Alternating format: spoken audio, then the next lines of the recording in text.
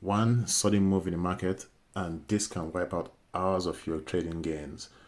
Hedging is your shield, and in the next few minutes, I will show you exactly how this works. No jargons, just a simple illustration. Hedging means opening opposite trades to reduce your risk. You're not trying to double your money, you're simply protecting what you have. As you can see from the image on the screen, the initial long trade of $1 shown as a blue arrow is being hedged by an opposite trade of $1 given by the red arrow. If the price trend continues to move downward, the loss from the initial trade will not exceed the net loss due to hedging. Why is this an important concept? Well, without hedging, you take full exposure.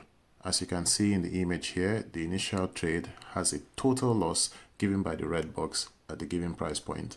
This, of course, is without any hedging. With a hedge, gains and losses offset each other, so a bad move wouldn't hurt us as much. If the price trend continues to move in the downward direction, the loss from the initial trade will not exceed the net loss due to hedging. To add a bit more emphasis, at the current price point as shown in the diagram, the long initial trade is still at a loss. However, the opposite hedging trade is now at a profit.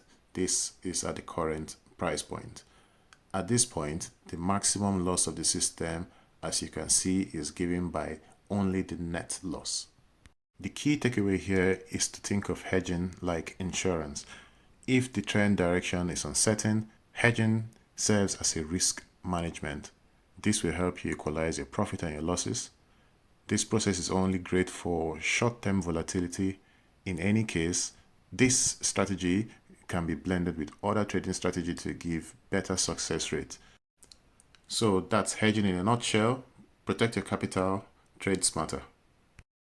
Thanks again for watching and stay tuned for our next video. If you like the content, please show your support by subscribing, liking, and hitting the notification bell so you know when we publish our next content.